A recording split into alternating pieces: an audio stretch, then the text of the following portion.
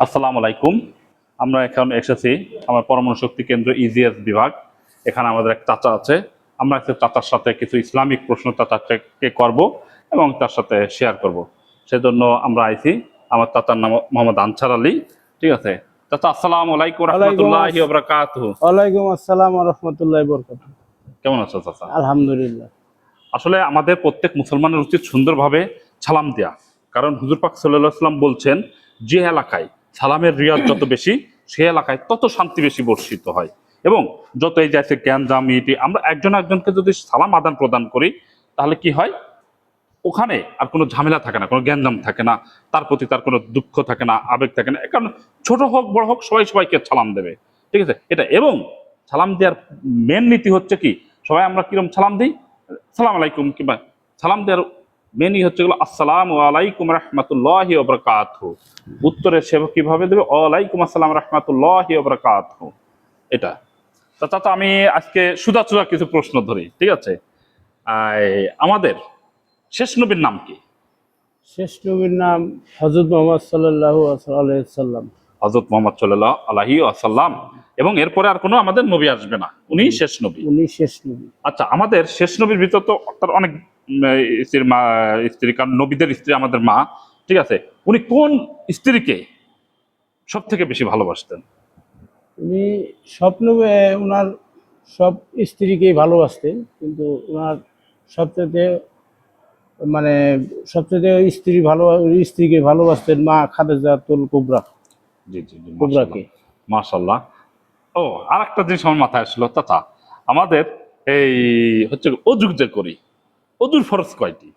ওজুর ফরজ তো 4টি। 4টি, মাশাআল্লাহ। কারণ কি প্রত্যেকটা মানুষের যেটা জানা উচিত যে অজুর ফরজ কি, মানে 4টি। আর কি কি কি এটা কি বলা যাবে? না হলে আমরা শিখবো, মস্ক করবো, সমস্যা নাই তো। এই 2 কবজি, মানে ধৌত করা, হ্যাঁ। 2টা কবজি, তারপরে কুলি করা, হুম তারপরে নাকে পানি দেওয়া, হুম। তারপরে মাথা।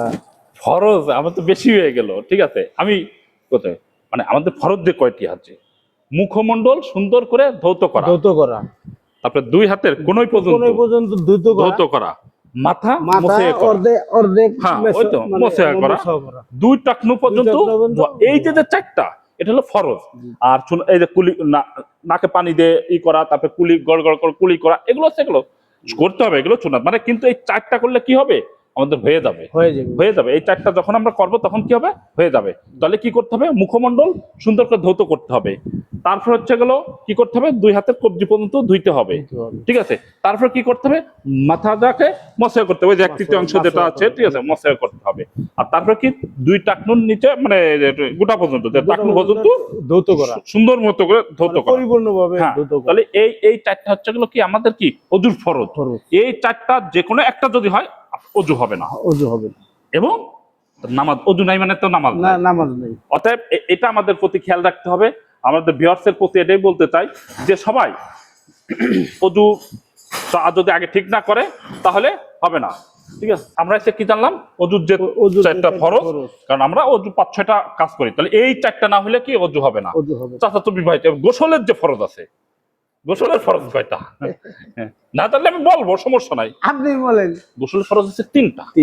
এই 3টা, কারণ কি আমরা অনেকে ফরজ গোসলের প্রয়োজন হয়, যেহেতু আমরা বিবাহিত, আমরা জানি না, কি করি, যাই কি করি, মাথায় ধাম ধাম করে পানি ঢেলে মনে করি যে আমার গোসলটা হয়ে গেছে, কিন্তু তার গোসল হয়নি।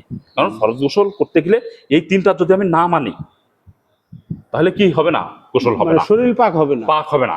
এইবার এই 3টাই থেকে নাকের ভিতর পানি দেয়া, তারপরে গড় গড় করে কুলি করা, এবং সমস্ত শরীর সুন্দর মতো ধৌত করা। মানে আমাদের বলে যাতে কোনো ফুসামের গড় কি না থাকে, তাহলে কি আমাদের এই 3টা লাগবেই। আমরা যদি শুধু মগ ভরে ভরে পানিটা ঢালি তা কাজ হবে না। তাহলে কি আমাদের গোসলের ফরজ আছে এগুলো 3টা। তাহলে আজকে আমাদের ভিউয়ার্সকে আমরা শিখালাম কি, অজুর ফরজ 4টা, অজুর ফরজ 4টা, গোসলের ফরজ 3টা। অজুর ফরজ 4টা কোন কোনটা, কারণ এটা আমাদের দরকার। কারণ কি, একটা মানুষ নামাজ পড়তে গেলে অজুটা সব থেকে বেশি দরকার।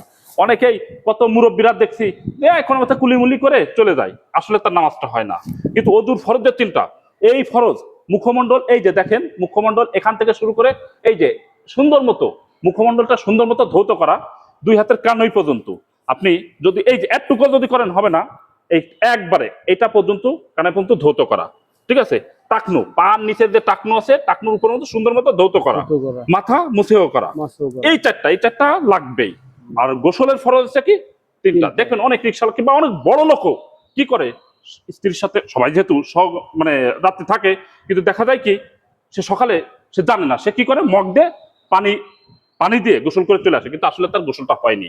কারণ সে যতক্ষণ পর্যন্ত না তার নাকের নরম জায়গা পর্যন্ত পানি পৌঁছাবে, নাকের নরম জায়গা পর্যন্ত পানি পৌঁছাইতে হবে, 3 বার গড় গড় করে গুলি করা, মানে গড় গড় কেন বলতে বলে, আল্লাহর এই যে জিব্বা। এই পর্যন্ত যাতে পানিটা আসে, আল্লাহর ঠিক জিব্বা আছে? পর্যন্ত। এবং সমস্ত শরীর সুন্দর মতো।